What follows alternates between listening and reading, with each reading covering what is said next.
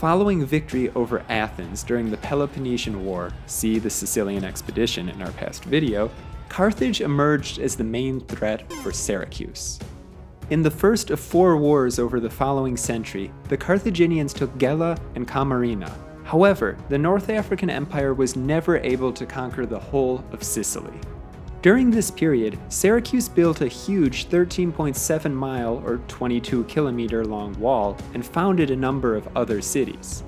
Under the rule of Dionysos the Elder, culture, literature, and the arts flourished in the city-state, which was visited by Plato, the famed Greek philosopher, several times.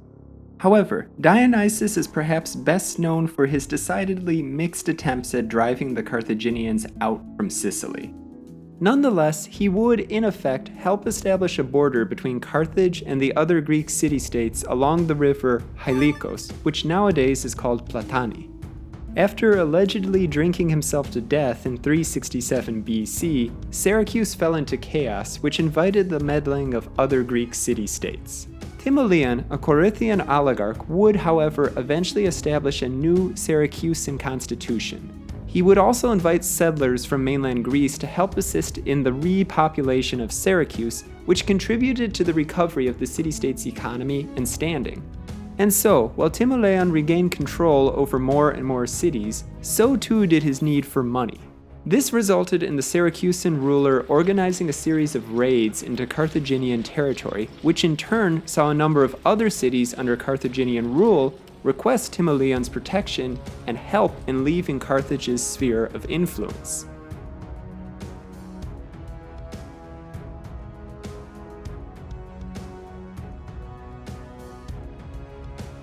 This video is sponsored by BetterHelp. Just as ancient leaders, including those from Syracuse, had advisors to guide them, people today sometimes need help dealing with their own personal challenges. It might be an unresolved argument, the weight of a regretful decision, stress, or anxiety. I've always believed in the power of dialogue to navigate these moments, and talking things out is often the first step needed to actually begin moving forward, even when things seem most confusing. And that's where our video sponsor, BetterHelp, comes into play. They bridge the gap, connecting you to over 30,000 licensed therapists. So, if something is blocking your path to happiness, or if you just need to gain a clearer perspective on things, BetterHelp offers therapy sessions via phone, video chat, or even messaging. And if you feel like the first therapist you connect with isn't the right fit, you can easily switch, hassle-free. People, like city-states, or any of the countries we've covered here on the channel, have histories, layers, and intricacies. It's entirely normal to need help untangling them. Over 4 million people have already turned to BetterHelp for this very purpose, taking charge of their mental landscape and reshaping their worlds. Starting therapy might be a game changer for you too, so consider giving BetterHelp a shot. By clicking on the link below, you not only support this channel, but also get 10% off your first month. Visit betterhelp.com/ghostcountries to begin your journey. And a huge shout out once again to BetterHelp for sponsoring this video. When word reached Carthage, the actual city and capital back in North Africa, an army was quickly sent to Sicily. This army, for the time, was huge, even if historical sources give us different numbers here. A certain Polyaenus said the Carthaginian force, led by Astrobal and Hamilcar, was about 50,000 men strong, while Plutarch and Diodorus Siculus claimed 70,000. The Greeks, united by Timoleon, numbered just 6,000 according to Plutarch, or 12,000 according to Diodorus Siculus. Either way, the Carthaginian army vastly outnumbered the combined Greek forces on Sicily. In 339 BC, the two armies camped near the Crimissus River, what nowadays is called Fredo.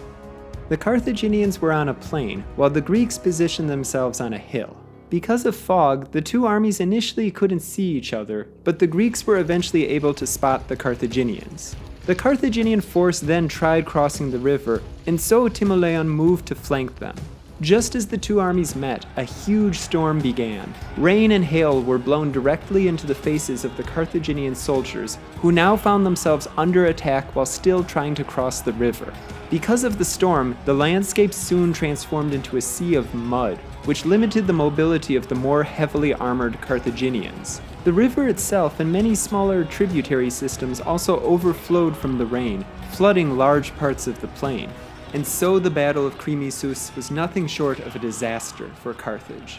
The Carthaginians found themselves unable to move and flanked by the Greeks. Many were trampled or drowned in a mad panic to retreat from the vulnerable river crossing. Plutarch is noted as saying that 10,000 men died, 3,000 of them citizens of Carthage itself, while 5,000 others were taken captive.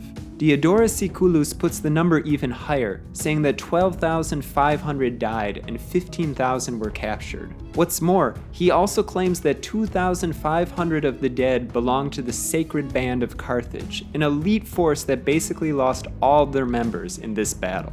After all was said and done, the Greeks stripped what they could from the fallen Carthaginians, claiming their opponents finely drafted armor, weapons, and clothes. This battle ignominiously put an end to Carthage's military campaign in Sicily. In 337 BC, Timoleon died, sparking off an internal struggle and coup. This brought in the newest Syracusan tyrant, Agathocles.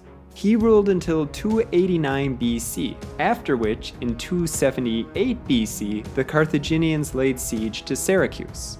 They were forced to retreat, however, when King Pyrrhus of Epirus came to assist Syracuse. And if you'd like to learn more about Pyrrhus or the ancient state of Epirus, check out our video.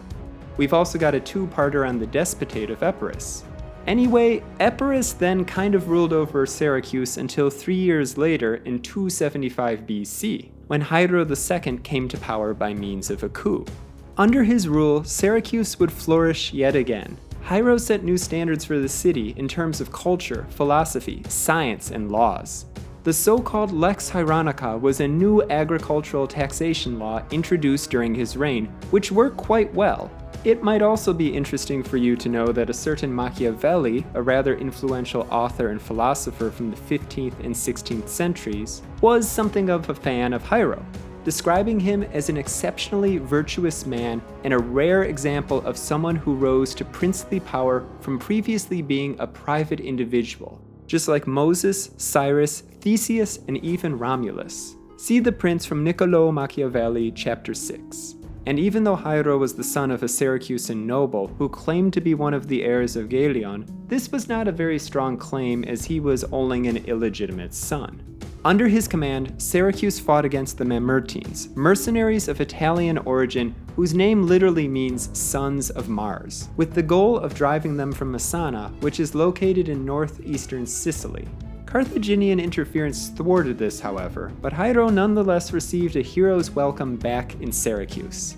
He tried once more to expel the Mamertines in 264 BC, but the mercenaries called upon Rome for aid, and here we need a little bit of historical background. So, we've talked a lot about Carthage, but there was another rising power in the Mediterranean, the Roman Republic.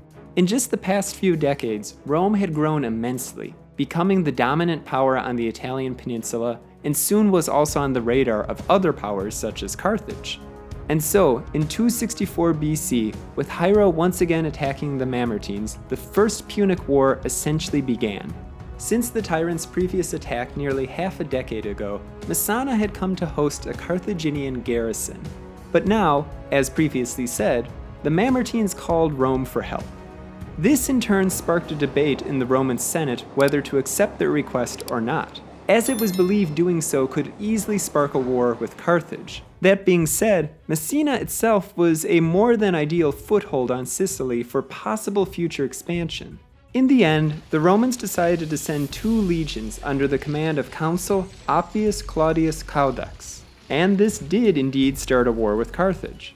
Hiero, finding himself between a rock and a hard place, allied himself with Carthage. And even though Rome was not able to conquer Syracuse itself, Hiero was kind of forced to sign a treaty with Rome that guaranteed his rule over the southeastern part of Sicily and up north to Tauromenium.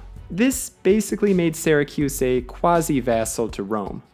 The First Punic War saw immense loss on both sides, raging on for 23 years. It finally came to an end in 241 BC with the signing of the Treaty of Lutatius. Fought primarily in and around Sicily, Roman victory saw the Carthaginians forced to leave the island. Rome would also take possession of Corsica and Sardinia. Skipping ahead a few years, Hiero died in 215 BC, right in the middle of the Second Punic War. The Second Punic War began in 218 BC with Hannibal's crossing of the Alps. This move by the daring Carthaginian general effectively bypassed Roman land garrisons and naval superiority. Hannibal then bested his opponent in several battles, like Cannae in 216 BC, where, despite the Romans outnumbering the Carthaginian forces, they were dealt a crushing defeat, losing almost 50,000 soldiers while 20,000 more were taken captive. For comparison, the Carthaginians lost less than 6,000 here. Such a devastating loss also resulted in some of the Roman allies switching sides, like Macedonia, some Samnite tribes in southern Italy, and importantly for our story, Syracuse. After the death of Hiero back in 215 BC, the late tyrant's grandson, Hieronymus, governed Syracuse. Hieronymus, who it should be noted was just 15 years old, was greatly influenced by his advisors, most of whom were sympathetic to Carthage. However, just a year later, Hieronymus was killed, which resulted in a political crisis for Syracuse. The city-state was, nonetheless, now very much aligned with Carthage, and that was a major setback for Rome, which tried unsuccessfully to influence public opinion in Syracuse. And so, Rome opted to attack its former ally, laying siege to the Syracusan capital in 213 BC.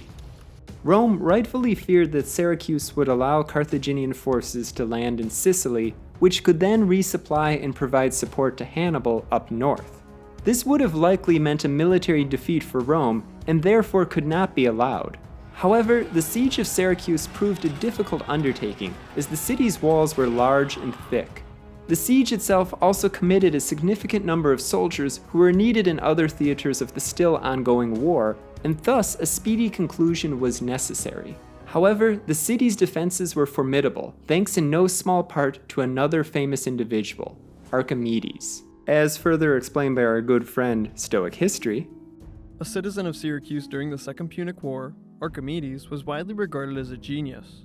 He was a mathematician, physicist, engineer, astronomer, and inventor famous throughout the Mediterranean. His inventions, including a number of multi-purpose weapons, made it nearly impossible for the Romans to breach the walls of Syracuse.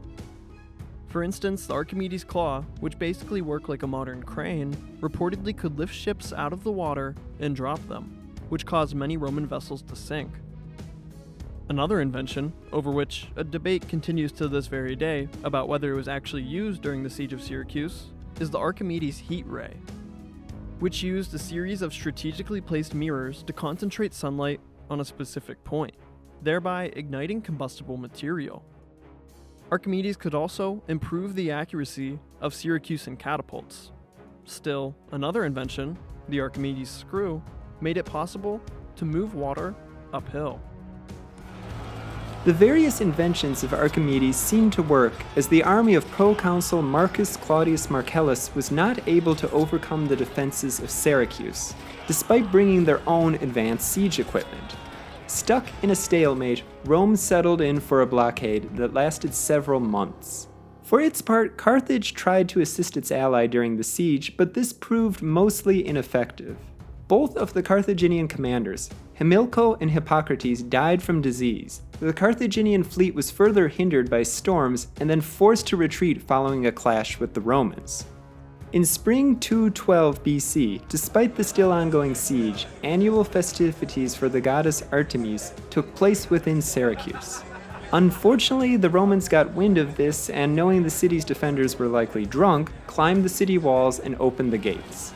Roman soldiers then stormed into Syracuse, although the city's citadel held until the end of the year.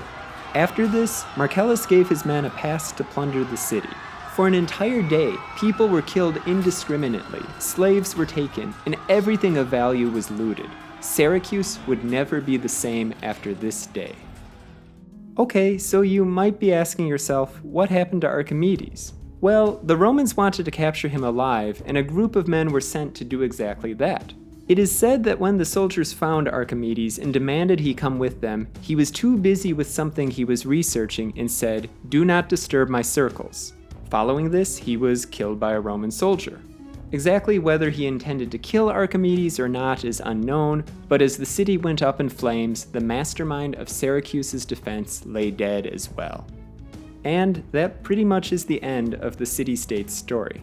After the siege of Syracuse, the city was rebuilt by the Romans, but its importance was a mere shadow of what it had been before its fall.